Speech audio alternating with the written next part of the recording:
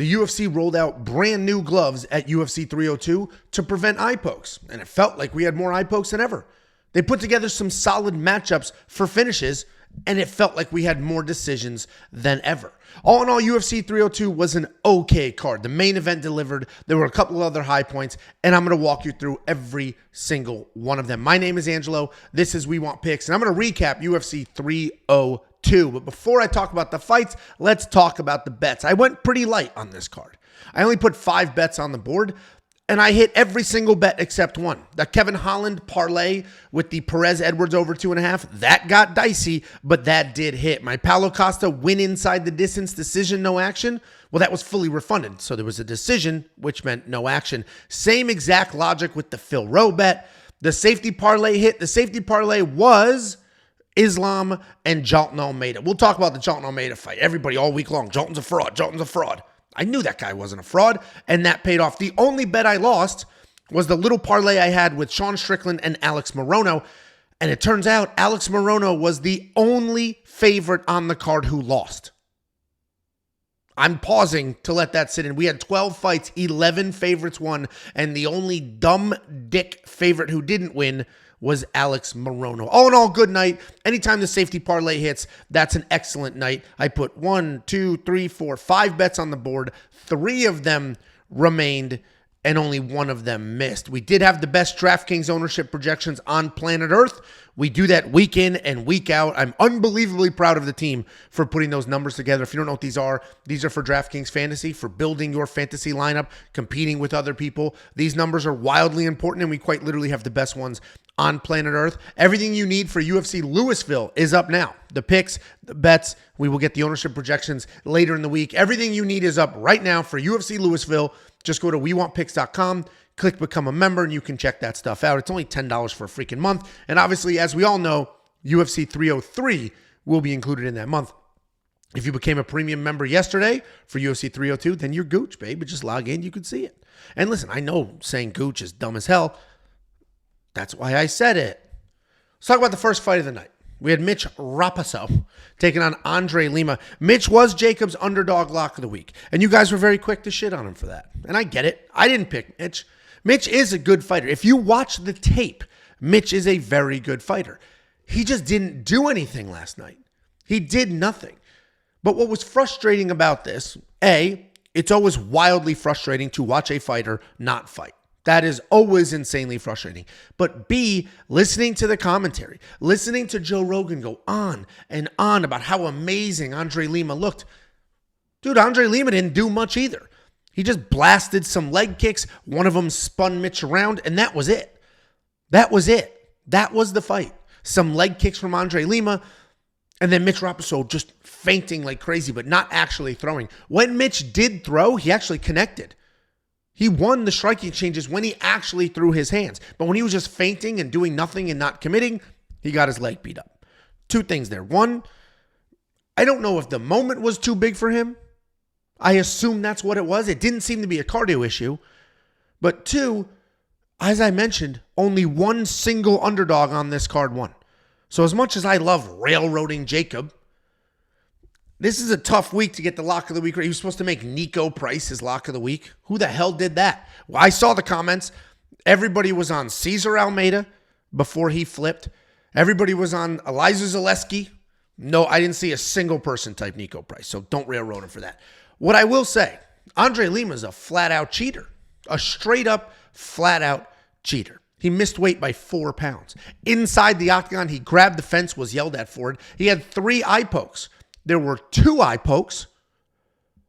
And then referee goes, if you do it again, I'm taking a point. This is a hard warning. Not 12 seconds later. Bink, poked him in the eye. Ref stopped the action, so he saw it. Stopped the action. You good? You good? Mitch is like, I'm good. And they continued the fight. No point deduction. And the point deduction would not have affected the outcome of the fight. The scorecards were 30-27, 30-27. Then an insane, made no sense 29-28 on the other side for Mitch. That was a bad judge's scorecard. We'll talk about another one later when we talk about Sean Strickland. But my point is, what the hell is the point of the hard warning? When you say this is a hard warning, that is literally to say next time it's a point. And there was a next time. And there wasn't a point. It's an empty threat. It's like telling your kids, if you talk back to me like that one more time, I'm taking your iPad away. And they said, shut up, asshole. And then you don't take their iPad away. That's what that is. Andre Lima, he won the fight. But I am not going to submit to the narrative that Joe Rogan was putting out here that he looked amazing. So one of the tweets they pinned on the screen was, this is a flyweight, Andre Lima is a flyweight Edson Barboza. Guys, let's be real here. Let's be real. Did he look like a flyweight Edson Barboza? Or did he look like a guy who landed some nice leg kicks while his opponent didn't throw any actual punches? Either way, the dude got bit. He got bit. That's how he won his last fight. He won this fight with a few leg kicks, missing weight, a cage scab, and 3 eye pokes. I don't know how good Andre Lima is or is not yet. I just don't know. I hate the random hype trains that pop up out of absolute freaking nowhere, and that's what was happening with Andre Lima. And here's I have solved the problem for weight misses. 30% of the purse doesn't mean shit. It doesn't mean anything. And obviously money matters. And if you're making $100,000, losing 30% matters. You're making $15,000, losing 30%. While it matters, every dollar matters when you're not making as much as they should be. But take a point away. If they start the fight and you are down a point, right? A point has been removed, let's say from the first round. You're down a point. You already are at a disadvantage, a big disadvantage. If they took a point away from Andre for missing weight, right? Hey, you missed weight. You're going to give up your 30% and the first round starts, you're down 1 point. Then they took a point for the eye poke. All of a sudden, Andre Lima doesn't win this fight. And I'm not trying to do weird math to get Mitch to win. I didn't pick Mitch to win. I picked Andre Lima to win the fight. I said the short notice is a problem. I think the magnitude of this fight is a problem. And ultimately, I do think that was why he was just jerking around, not throwing punches. But you can't miss weight by 4 pounds. Missing weight by 4 pounds is atrocious. You miss by a half a pound, you look pretty sucked out. It is what it is. Missing by 4 pounds is an absolute joke. That's a joke. That's just disrespectful joke. And the only reason to truly prevent that is to make these penalties even harsher, and money isn't always the answer, as we've seen. Then we had a surprising banger of a fight. The over 2.5 here could have been in my safety parlay. I made the safety parlay before that round line was up, but that was a very, very confident over 2.5. I had it parlayed with Kevin Holland, but it was dicey. It was dicey. There was some wild back and forth exchanges. This fight was one of the most fun fights on the card. Literally. This card was full of kind of sneaky, boring ass fights. This was not a great card. And this fight was awesome. Ailin Perez, a spinning back fist, drops Joselyne Edwards. Joselyne Edwards able to reverse positions. They're just going at it. These two laid it all out there, fought their asses off, and did everything possible to try to win the fight. It was a good fight. It was a fun fight. And my opinion on both of these women doesn't change. Ailin Perez is still sloppy, but can get some takedowns. Joselyne Edwards is still a very good striker, but can be taken down. That's still the breakdown here. What I do have a little more respect for now, not that I didn't have it before, but they're both tough as hell. They were both put in really bad positions. There were multiple times where I was like, oh my God, Ailin's going to quit. Ailin is about to quit. She's getting her ass kicked on bottom. She's about to quit, and she didn't. Oh my God, Joselyne Edwards just got planted with a spinning back fist. Didn't quit. Kept coming. Great job to both of them.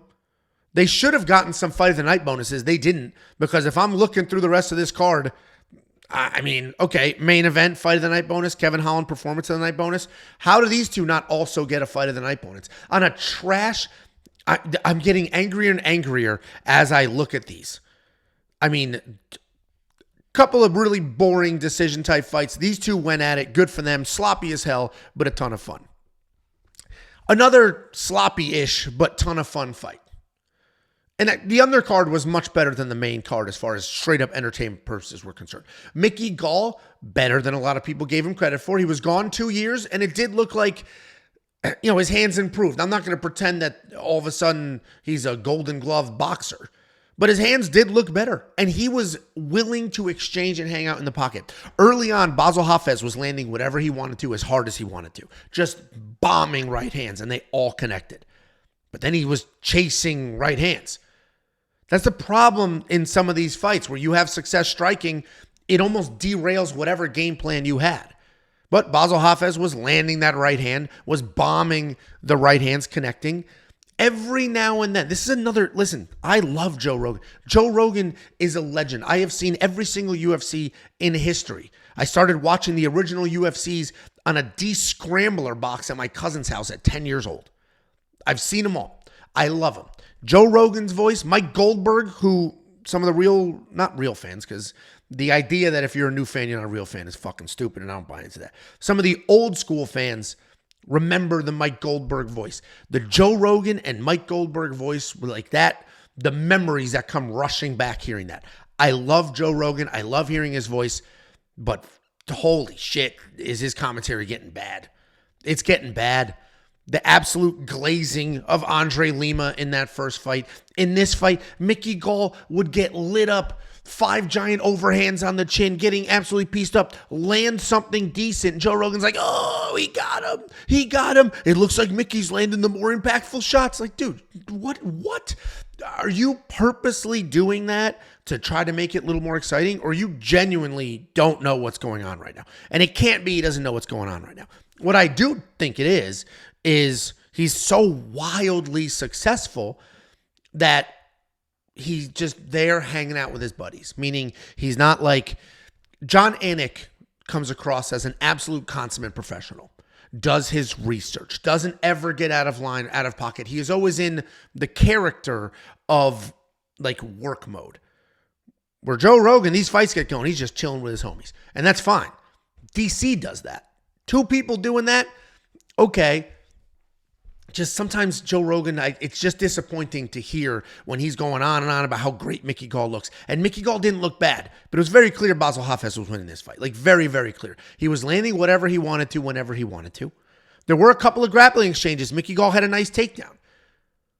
And this fight was a little bit sloppy, but this was a slug fight. And congratulations to both of them. I mean, poor Mickey Gall, I talked about it all week. He grew up in the UFC. He's never had an easy fight. I guess CM Punk was an easy fight, but it wasn't supposed to be. They brought him in to lose.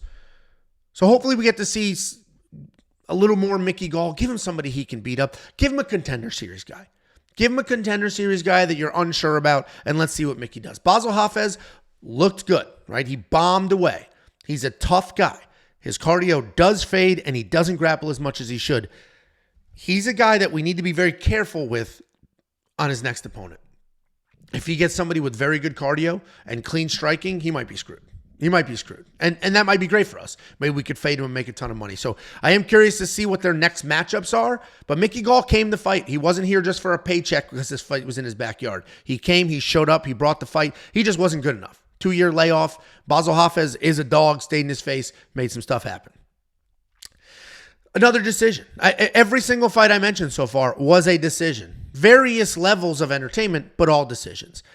You know, early on, I thought Phil Rowe would look pretty decent. He seemed to put a little more oomph in his strikes, put a jab out there, was touching up Jake Matthews, connecting at times. I was like, holy shit, he might pull this off. Then he just started to fade.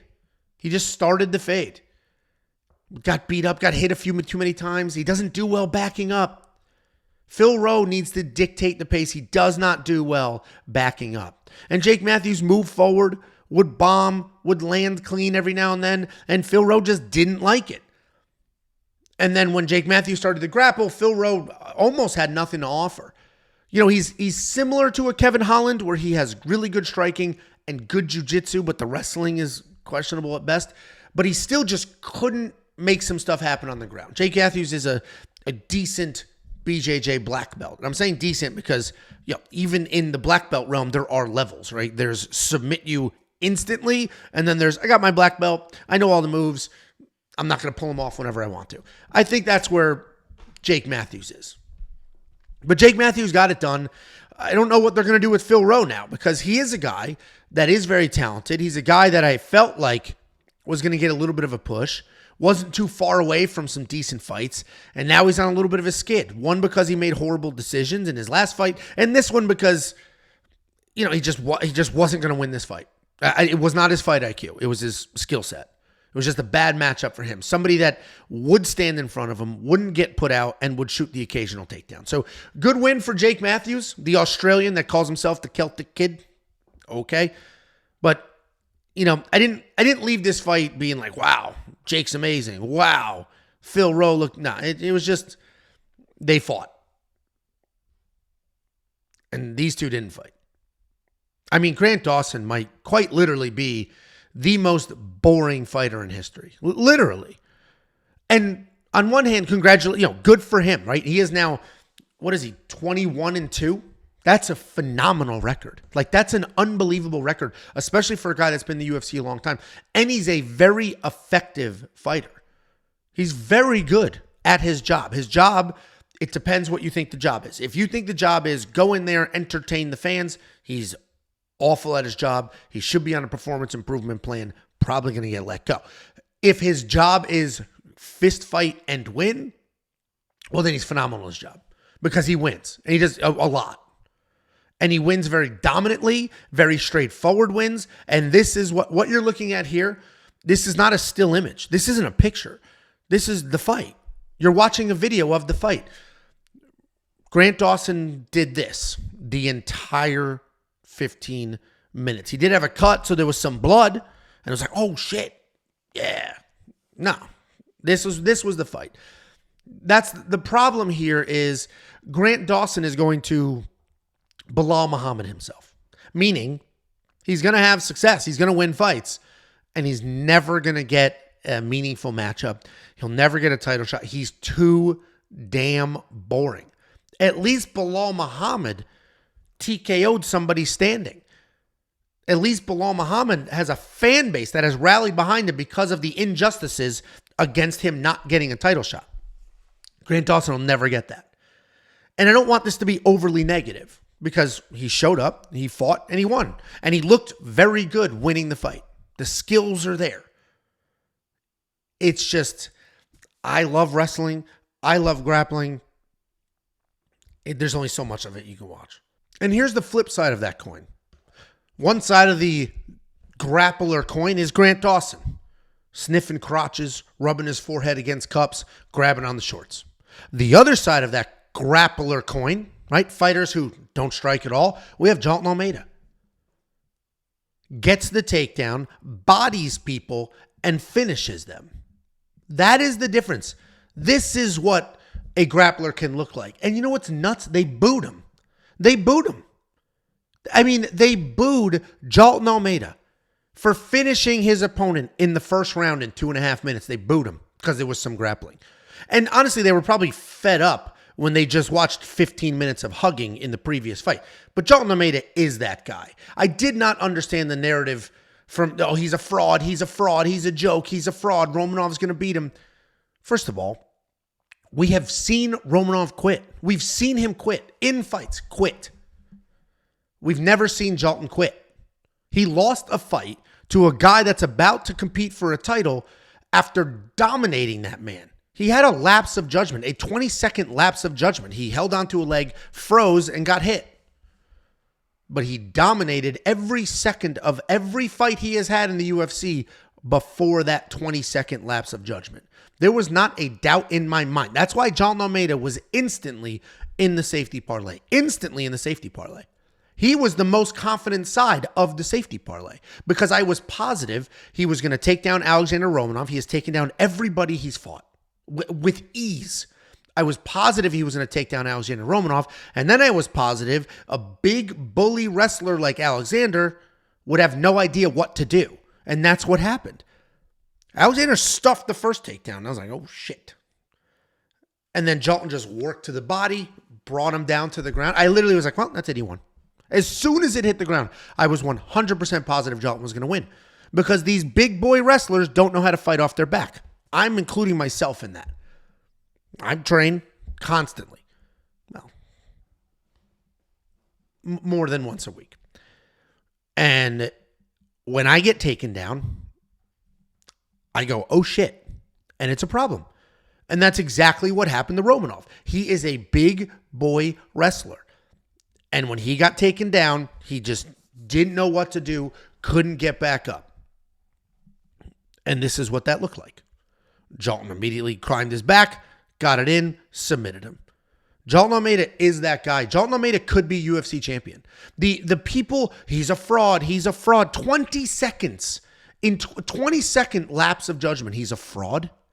I don't get that. I don't get the abandoned ship in that situation. Now, if Jailton Almeida got knocked out on his feet after 5 sloppy takedown attempts, okay, we could have that conversation. But the way he dominated Curtis Blades, he literally set a record for most amount of takedowns in it, for dominated Curtis Blades. Was dominating and then hitting the head a couple of times, and that was it. That's not a fraud. That's a guy that had a lapse of judgment. And frankly, he could be world champion. He can take down anybody. We have seen him take down every single human being with ease.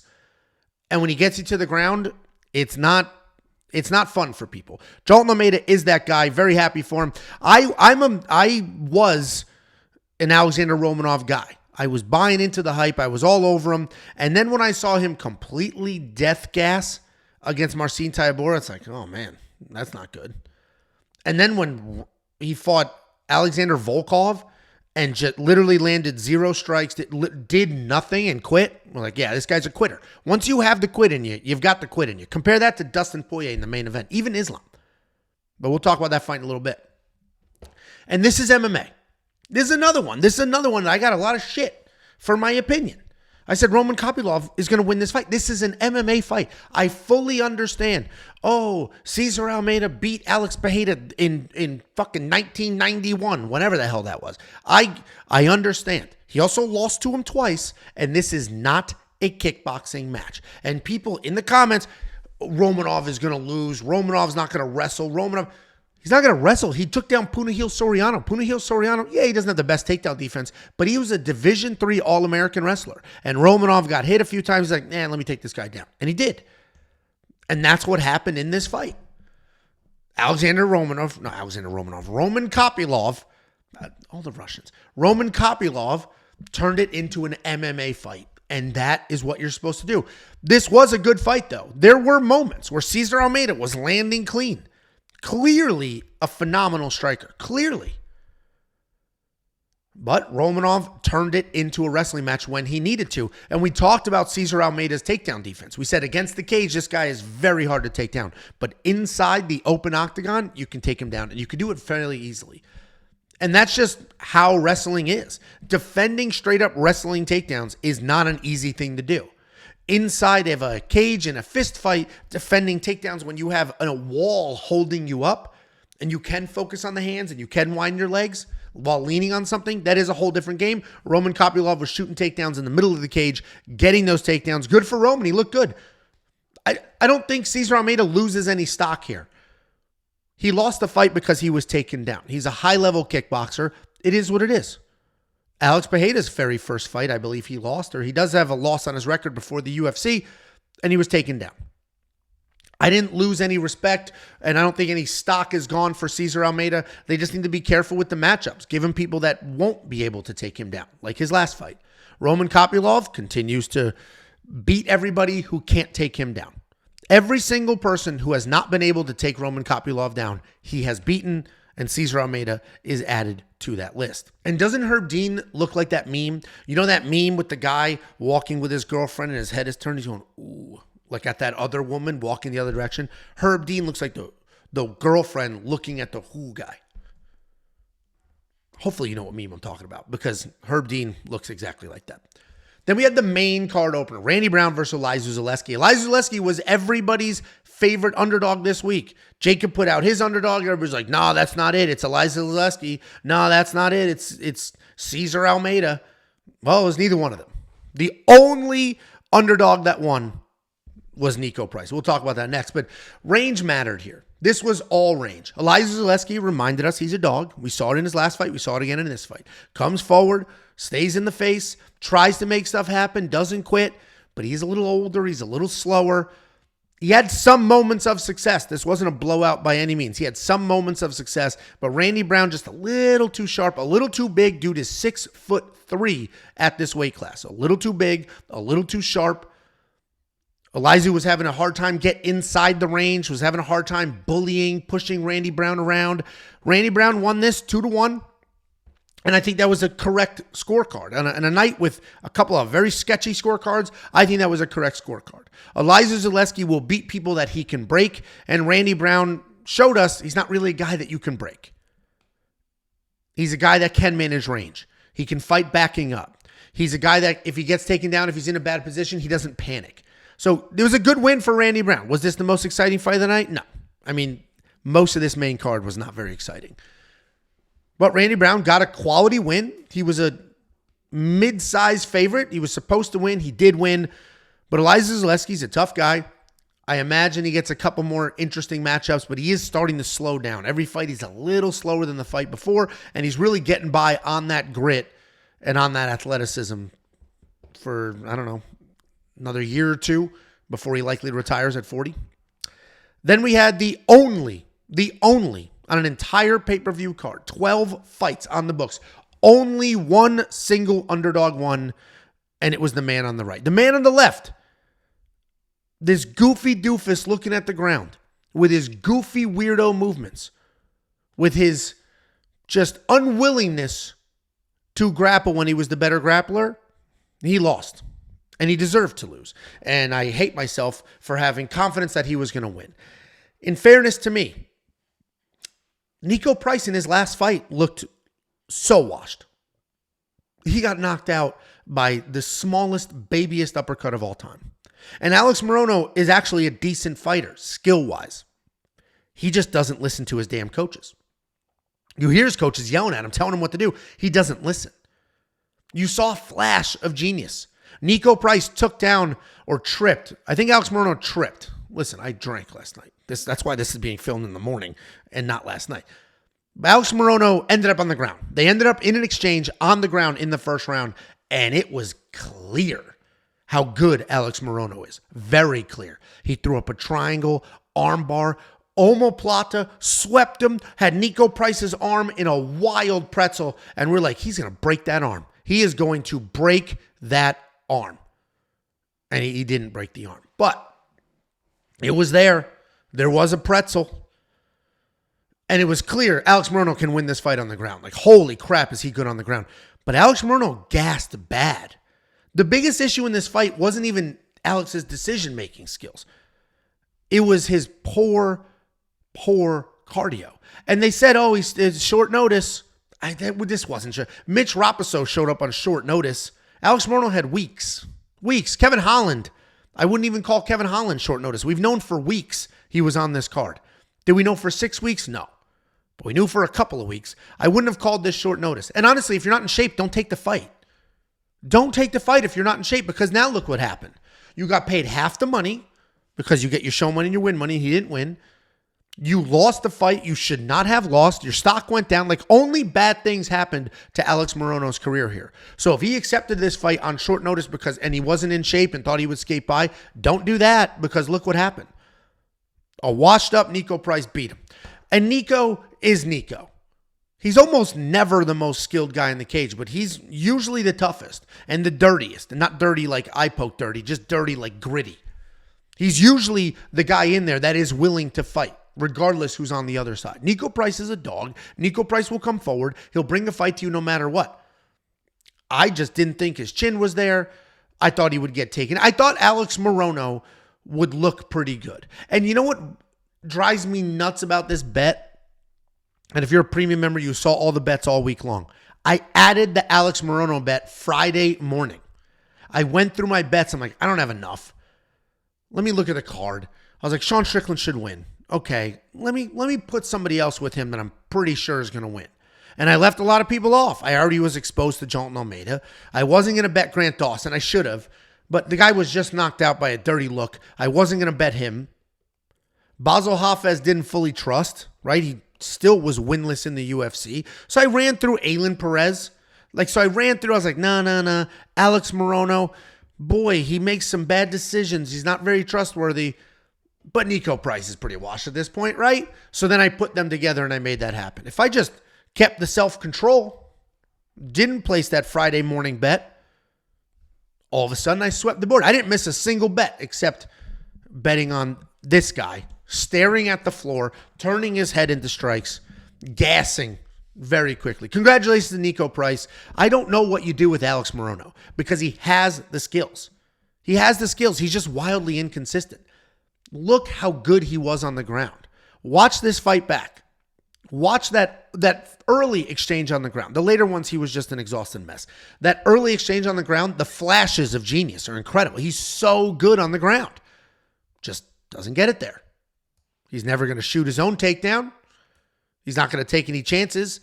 But they ended up on the ground, and he looked absolutely phenomenal. Speaking of looking good on the ground, Kevin Holland. The big question here is, did he break McCall's arm?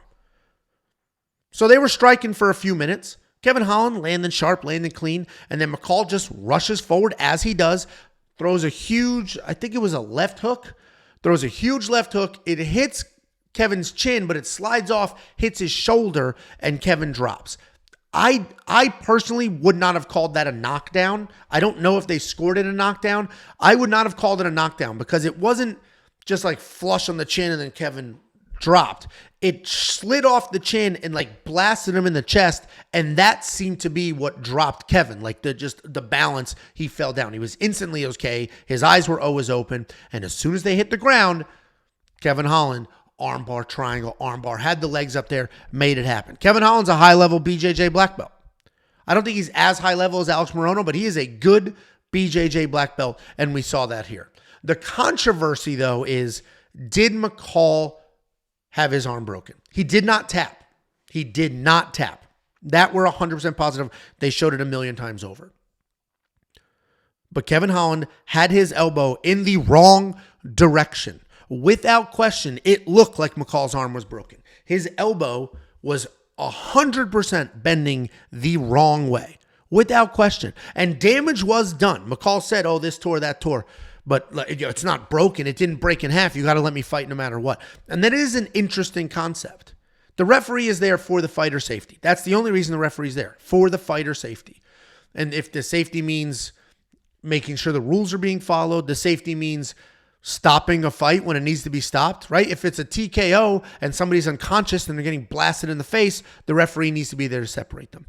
Same thing with submissions. If you're choking somebody and they don't tap out and they go unconscious, you have to separate them, right? Otherwise, somebody could quite literally die.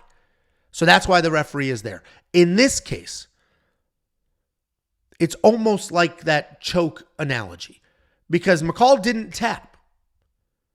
But his arm clearly broke or popped, like something very bad clearly happened to his arm.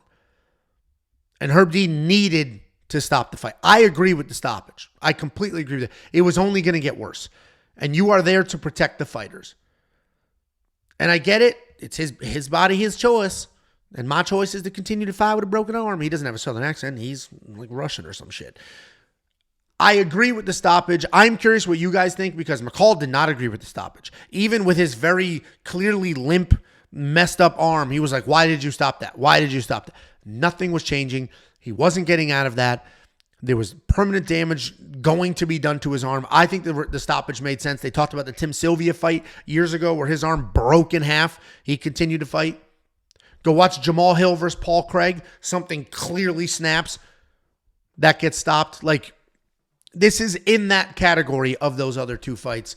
Kevin Holland, good for this guy. Good for this guy. I don't think he was dropped. If he was dropped, then it's like, oh man, because they kept talking about how good he looks at 85. He should stay at 85. Not if he's getting dropped. But I don't think he was dropped. I think it was slip, push, if you will. Then we had the co-main of the evening. This was a Sean Strickland fight. Just close your eyes and picture a Sean Strickland fight. That's what it was. Just here you go. I'm going to do the fight. This is here, and then this is here. That was the fight. That was the fight. That was the entire fight. In the first couple of minutes, Sean Strickland had his calf lit up by Paulo Costa. And, okay, Sean might be in some trouble. Ooh, he's getting his leg lit up. He switched stance. Sean's standing lefty now because his leg was lit up. And it didn't matter. Paulo Costa stopped kicking the leg. Sean checked a few of them, and it clearly hurt Paulo when that happened. But there was nothing eventful. Nothing eventful in this fight. It was a boring fight, which is unfortunate. And not boring like a Grant Dawson fight, but it was not eventful. And I don't blame Sean Strickland. I blame Paulo Costa for that because Sean Strickland fought his exact fight. Move forward no matter what and throw the shit out of some jabs. That is what Sean Strickland did. This was a Sean Strickland fight to the T. And Paulo Costa, a guy who historically marches forward himself. Paulo Costa lands more significant strikes per minute than Sean Strickland does. And he backed up. This dude was running backwards the entire fight. And I don't know if it was because he was afraid to engage. I don't know if it was the forward pressure that was messing him up. He didn't know what to do with a person standing vertical in front of him, just pumping a jab. I don't know what it was. But Paulo Costa threw a bunch of leg kicks, got backed up, and then had no plan after that. Very clear 5 rounds to 0 rounds for Sean Strickland here. I don't know what you do with Paulo Costa because he is very entertaining, but this fight wasn't. It's one thing to lose a fight and you went out there and you fought your ass off and it was like the main event. We'll talk about that next, but it's one thing to beat Dustin Poirier and lose a fight like that. He got finished in his fight. And he was more effective and looked better than Paulo Costa did, who made it to a decision.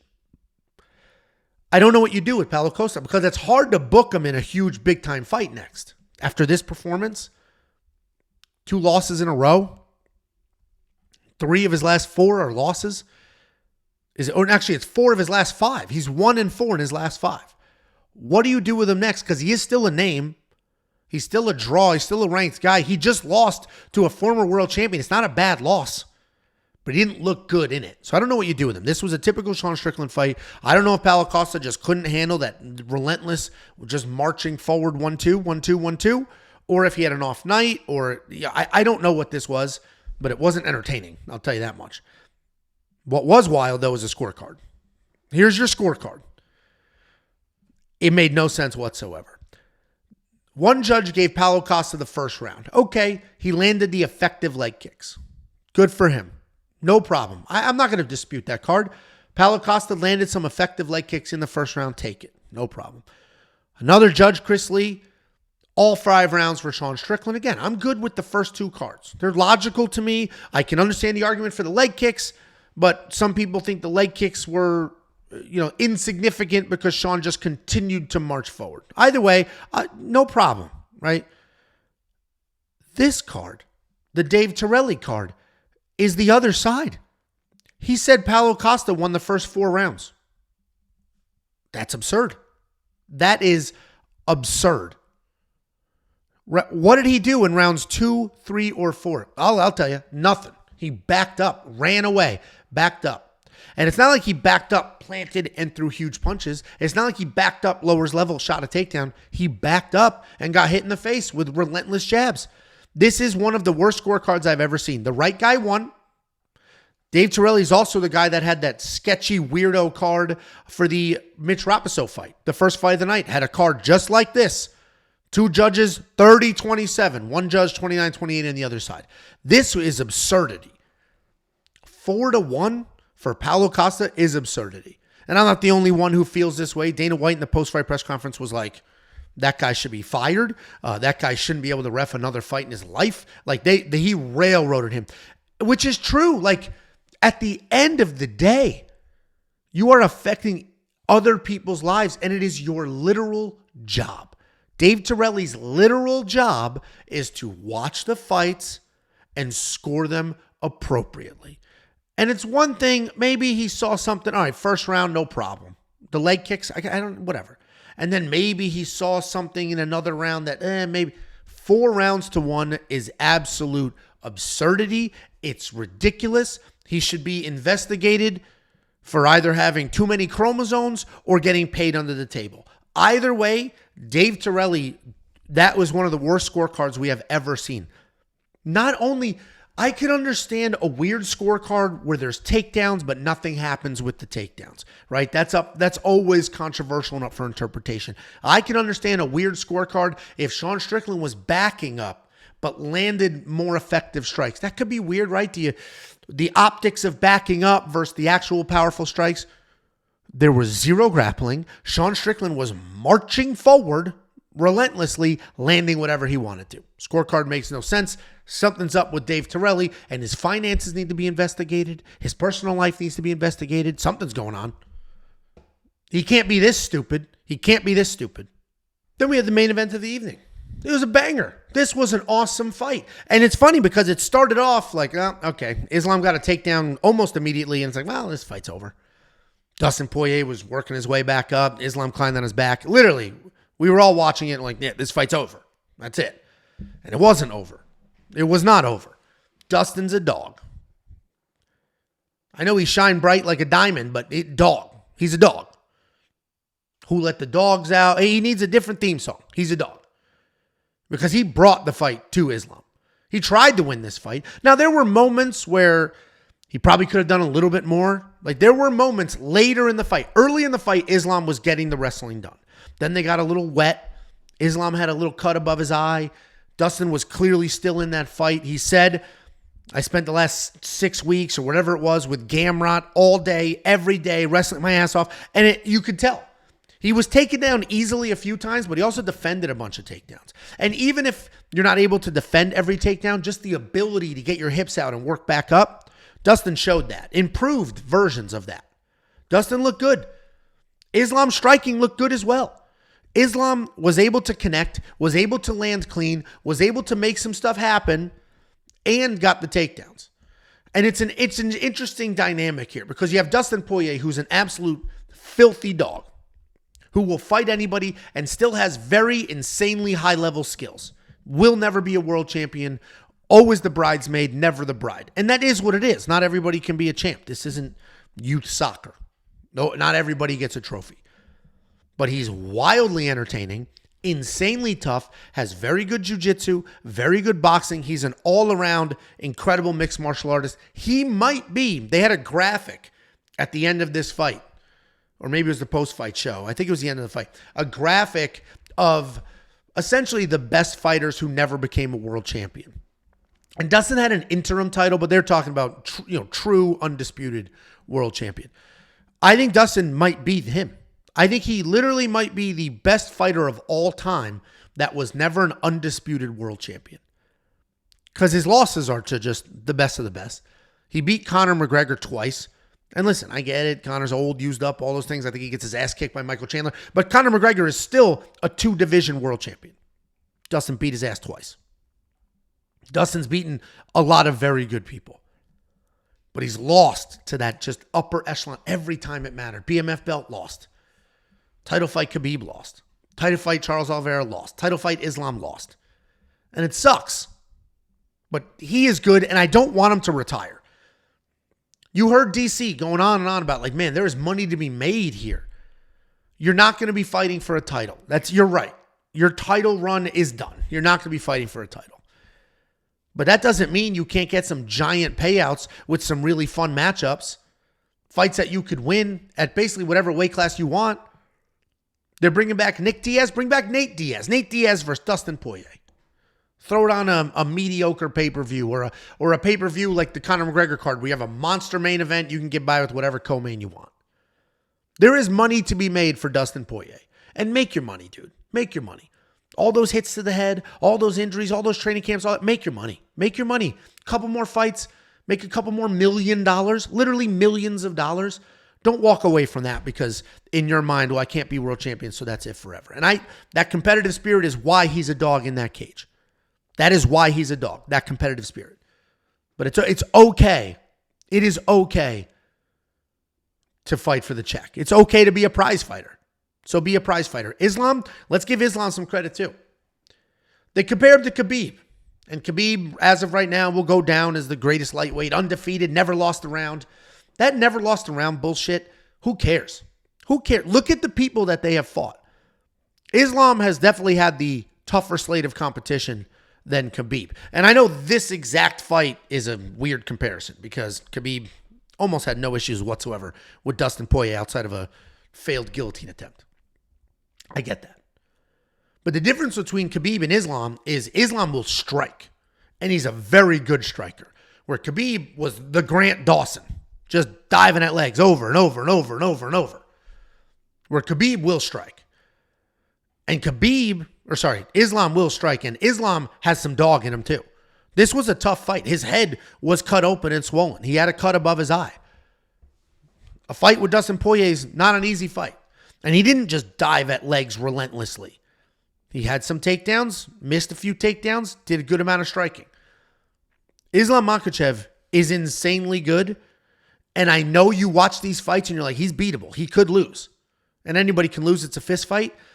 I don't think he's as beatable as some of these fights look. I think he's just showing us how insanely tough he is. The fact that he can work his way through some of these bad situations and hang out in a dogfight and slug it out with Dustin Poirier shows you how tough he is and shows you that he might be very, very hard to beat. I don't know who's next.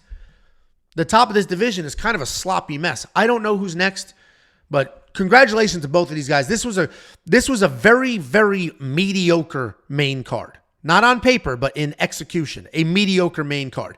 Kevin Holland was a highlight. Alex Morono fight being on the main card was a travesty. That was insane to me. The Randy Brown fight wasn't particularly entertaining. The Sean Strickland fight was not particularly entertaining. This fight was very entertaining. It literally saved the card. So congratulations to them. Hopefully Dana lines their absolute pockets. Guys, let me know what you guys think. These videos are interesting because I film them.